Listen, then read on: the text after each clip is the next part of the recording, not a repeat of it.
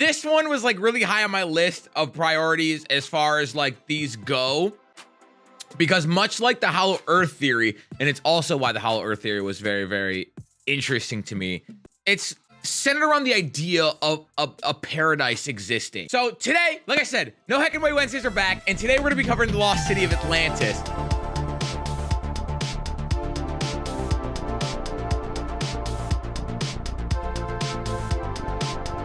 It's basically a civilization of people that were supposed to be like a super advanced civilization of people that basically got submerged underwater because they angered the gods.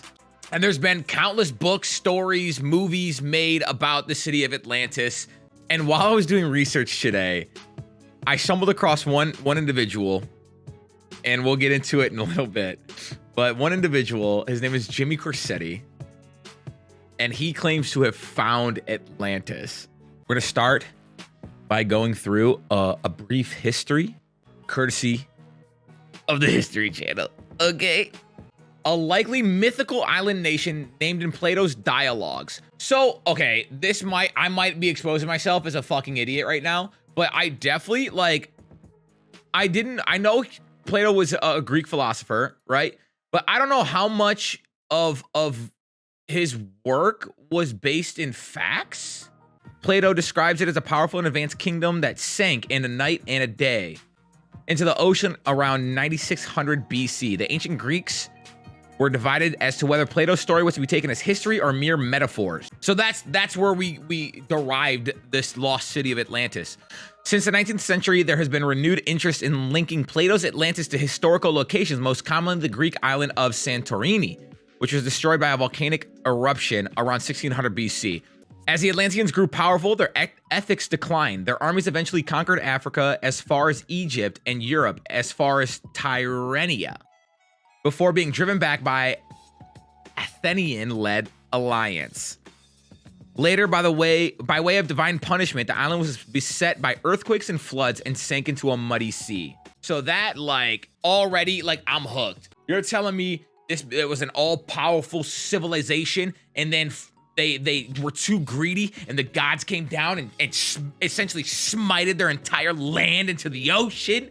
It's fire, bro. That sounds hot. It sounds okay. It actually sounds horrible, but you know what I mean. It's interesting. It intrigues me. In 1882, former U.S. Congressman Ignatius L. Donnelly published Atlantis, the Antediluvian.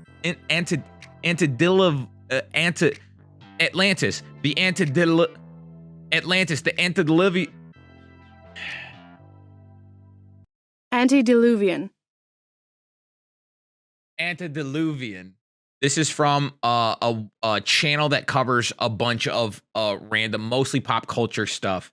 The best part about this, if we choose to believe it, is that historians and shit have been looking for the lost city of Atlantis, albeit maybe not intensely. And a YouTuber's gonna come through and be like, "Hey, hold my beer." The central city of Atlantis was comprised of concentric circles of water and land. That looks like something out of an anime, dude. How cool, also unrealistic would it be to live there? Everyone is gassing Jimmy up. Everyone seems to be a big fan of Jimmy. This is my first run-in with Jimmy Corsetti. And I was like, maybe what he has to say isn't so far-fetched. What if it's a real story, like you said, climate change something, or if a volcano erupted something, and Plato, in his mind, was like, this can be used to teach a lesson. That the Recot structure should be considered as the most likely location for this lost ancient civilization. However, nothing is certain, and it is undoubtedly the subject of much debate. And we got to keep in mind that he's a YouTuber. He's definitely, at the end of the day, he's going for clicks, he's going for likes. There was an ancient Greek man named Herodotus who lived some 2,500 years ago, who you may be familiar with as being known as the father of history. First off, everybody from ancient Greece be looking the same. Am I allowed to say that? Every single one of these statues, bro. I'm like, hey, that's Plato. It's not Plato. It's Solomon? Solon? No? It's Herodotus. Herodotus. Made famous for his documentation of the Greco-Persian Wars. Herodotus was born nearly 75 years after Solon had died. They're all related. I'm sorry. Herodotus himself also died when Plato was just 2 years old, so he never knew either of them, and subsequently died many years before Plato had ever published the account of Atlantis. One of Herodotus' notable achievements was developing what was then the most accurate mapping of the known inhabited world at the time of 450 BC, Atlantis, which is shown to be located south of the Pillars of Hercules, or the Strait of Gibraltar, and positioned in northwest Africa. So this is a map according to Herodotus, and it has nothing to do with the story of Atlantis. This is just because he's a historian. And so this is interesting because he's a historian. So let me clarify where we're at right now. There is a 2,500-year-old map that annotates the location of Atlantis in northwest Africa, seemingly in the exact location of the Recot structure. And this map was created by the so-called Father of History, a trusted source of documentation praised by modern-day historians for his ability to systematically document information in vivid detail. Then we have this mysterious and incredibly unique structure in Mauritania known as the Recot. This structure just so happens to be made of concentric circles, just as Plato had stated. But not only that, it consists of the precise amount of rings, 3 that would be of water and 2 of land. And on top of that, it just so happens to be the precise size of how Atlantis was described, measuring 23.5 kilometers or 14.5 miles. That's pretty compelling. That's really interesting. Even if it's like we at the end of today's stream, we're like, yeah, no bullshit. Atlantis never existed. It's just a story. It's a fairy tale. It's a very big coincidence. Even more significantly, the center island of the Recot produces fresh spring water, just as Plato specified, and this is despite the wells in the surrounding area producing exclusively salt water. There are even relics including pottery shards, arrowheads, and other evidence that a civilization once lived there, yet archaeologists have no idea what civilization they belong to or when. And all of this is in Mauritania, where people who were once known as the Mori people were led by a legendary king whose name was Atlas, the same exact name as the king of Atlantis. But on top of all of this, it just so happens to be in the exact location that is annotated on an ancient map that was created by who we refer to as the Father of History. First, let me also mention that there is evidence that this region was under the ocean far more recently than the tens of millions of years that some people claim, as non-fossilized whale bones have been found in the desert of Mauritania. And this example you're seeing here should not be confused with a different discovery in the Egyptian desert of actual fossils of whale bones. And you can clearly see the difference for yourself, as fossils are essentially bones that over millions of years became stone. So, if scientists claim that it takes more than 1 million years for bones to become fossils, why are there non-fossilized whale bones in the desert of Mauritania? But yeah, Reddit, why is there non-fossilized whale bones in the middle of the desert? Here you can see various satellite photos of these structures, followed by a zoomed out view so you can see where they were taken in relation to the Recot. But look at this one located in the center island of the Recot. It almost looks like the outline of a castle or something. Perhaps there is a simple explanation for it, but I might be willing to pay several $100 US just to see a photo of what this looks like from the ground. Bro, our boy Jimmy got money, overstated dog. Just he out here to talk about, I'm willing to pay this much money for physical proof. Why don't he just get in a plane? Why don't he just go over there? Jimmy?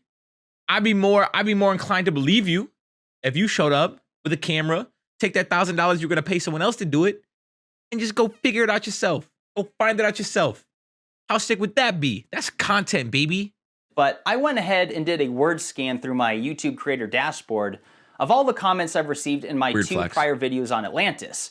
And it appears that only 4 people mentioned this map. Just 4 out of nearly 25,000 comments between my 2 previous videos on Atlantis.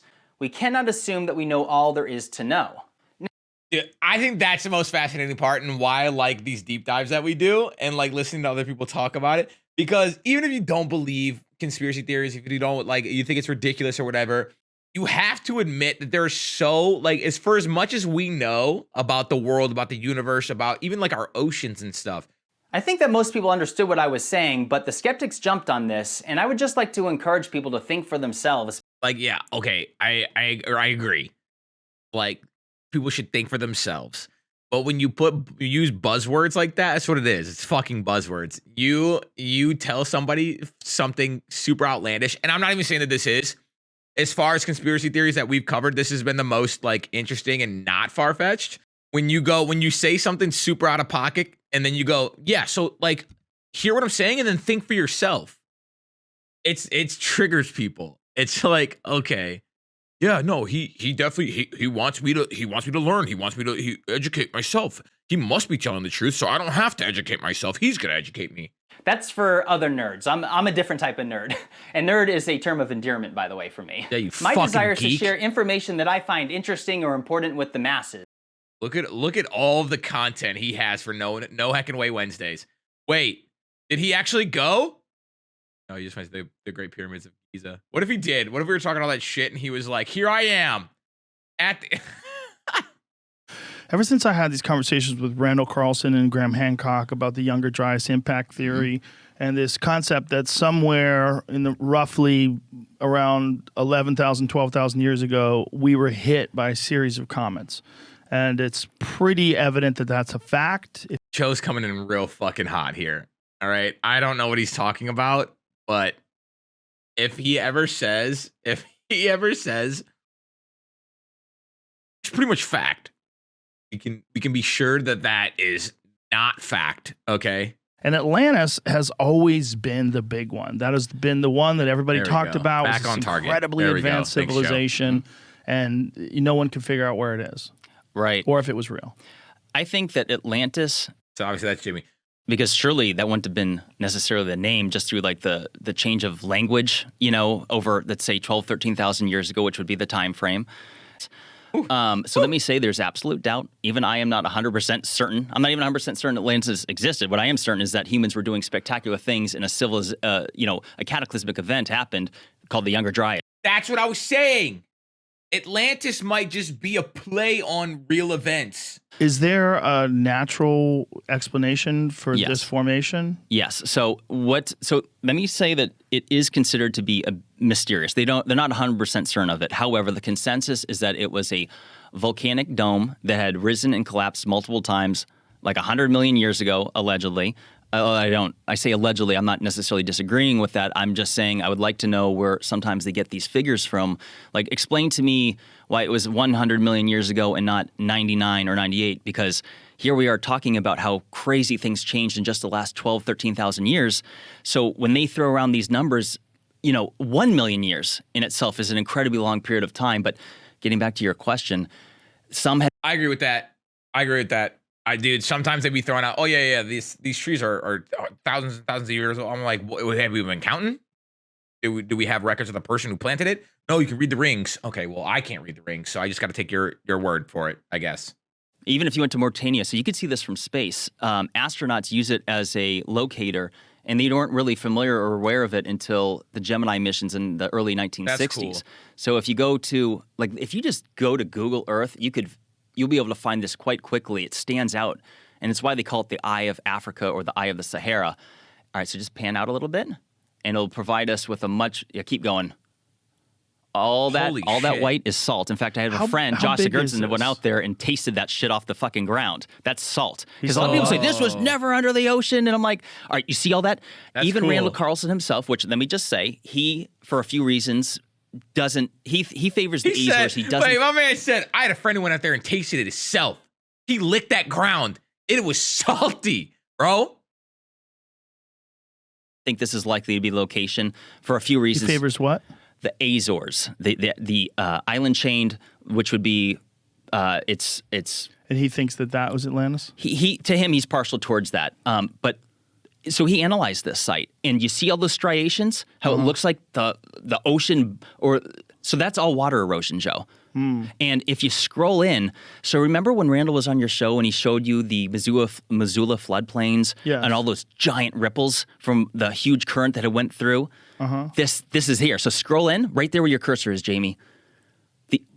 Scroll right in.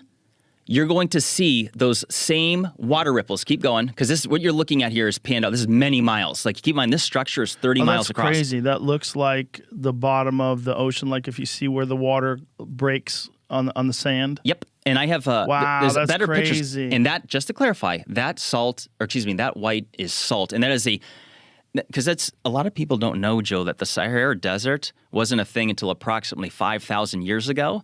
If the Sahara Desert was a lush green tropical paradise, which had the largest known freshwater lakes ever known to have existed, for example, Mega Lake Chad, which is Are we being set up? Ain't no way there's a Mega Lake Chad, and this is not a fucking internet meme. Mega Lake Chad? The real thing? Mega Lake Chad. Okay. This is Mega Lake Chad. Yes, hello. The largest lake in the world used to exist in Africa, known as Lake Mega Chad. This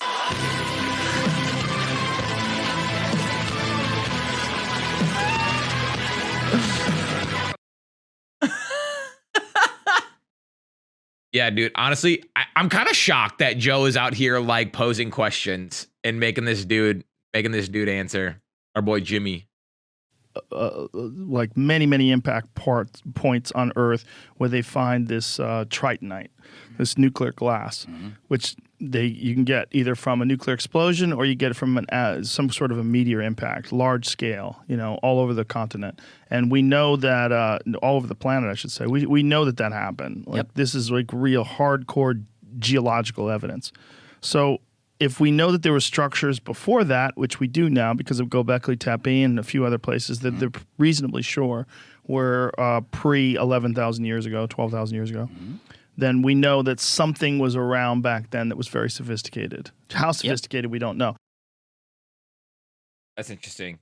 And honestly, it wasn't as bad as I expected. I did not expect today to go this route, where like by the end of it, I'm like, bro, hey, Atlantis, hey, bro, that's a place. It existed, but I'm kind of, And we learned about Mega Lake Chad, which was sick. So if you don't leave today with anything, but that, I feel like you're a better person because of it. Of course, the view of historians and academics is that Plato's story is just made up. He just made it up to make some political or philosophical point. That's what we said at the top of the show, was that it could have just been a story, whether based on an actual civilization, an actual place, but then twisted to kind of like make a point. But this cannot be so. That view can't be right. I was very suspicious of that view the first time I heard it from a mainstream historian. Why are they saying that Plato made this up? Plato repeatedly states that it is a true story. And as we look into it further, we find something else, that Plato puts a date on the destruction of Atlantis. He says Atlantis was submerged beneath the waves in a huge global cataclysm 9,000 years before the time of Solon. That gives us an absolute date for this. We know Solon, we know who he was. Solon was a famous Greek lawmaker. Plato is telling us a great civilization was destroyed in a global cataclysm of flood 11,600 years ago. He's laughed at by all academics and historians. But then geology comes along, and lo and behold, what do we find? 11,600 years ago is a truly cataclysmic episode in geological history. It's called Meltwater Pulse 1b. We have a massive rise in sea level as the ice sheets on North America and Northern Europe just crumble and collapse into the ocean. If Plato made the whole thing up, he was just astonishingly on the money. I thought that was interesting, especially if Plato's out here claiming that it's a true story, and he was a philosopher, he wasn't a storyteller. like, here's the thing. I have no stake in this one way or another, right? It's not going to hurt me or help me if City of Atlantis is real. I do think it's cool to think about.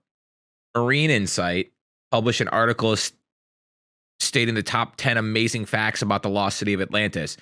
For a long time, Azores was believed to be the site of the city of Atlantis. However, the new researchers have revealed a new site, and the scientists are sure that Atlantis can be found in Cadiz, somewhere between the Spain and Morocco waters.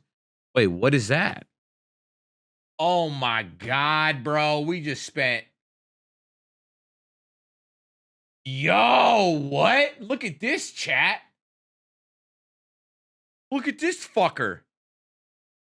Saw the age-old mystery of the team analyzed satellite. I'm literally only reading this part. I've never seen this article before. I'm only reading this part because it's highlighted. Imagery of a suspected submerged city just north of Cadiz, Spain. They're buried in the vast marshlands of the Dona Ana Park. They believe that they pinpointed the ancient multi-ring dominion known as Atlantis. I have no idea. I've never heard of this channel before. Did they really find the lost city of Atlantis? I don't know. I'm hoping you tell me. And by the way, who are they that they keep talking about? We need to find out who the heck they are. Anyway, once again, I digress. Stay with me Well, here. what the fuck is that, Pennywise? What's happening there? An extraordinary island home. Chances are someone else would have written about it. However, Atlantis was only described in Plato's works. That's fair. And also, bro, have you guys ever played telephone? Shit gets lost in translation literally in 15 minutes. I could not imagine 9,000 years of this story being passed down. How things get altered. In fact, most people didn't even know about the Rishat structure until it was seen from space. The crew of the Gemini 4 spacecraft in 1960... This image here resembles an eye so much. That's actually scary. That's so, like, nature is wild, bro. Like, the world has, like, so many just, like, naturally forming wonders. All right, chat. Final thoughts on the Lost City of Atlantis. I think that a place like Atlantis or something similar to it could have absolutely existed. And I think the more we learn about these structures in particular that we were talking about today, Sahara being the main one, dude, I'm down to listen. I'm down to read about it, to watch. Maybe one day we'll find out more. Maybe they'll send someone there and do some digging. We'll be able to revisit Atlantis. Real place, but story was made big over time. I do think that, like, well, especially when like mainstream media picked it up and they started making movies and stuff out of it, I think it was much better to just be like, oh yeah, this civilization that got wiped out by a natural disaster, it's not as compelling as like this paradise that was punished by gods.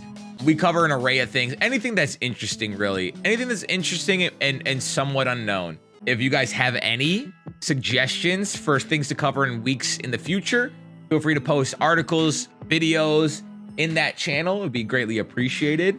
Be a part of it. We have a lot to go through, but it's been fun. I think Atlantis is one of the coolest what ifs in history. Yeah, dude. I think we're gonna wrap it up here though with No Heckin Way Wednesday.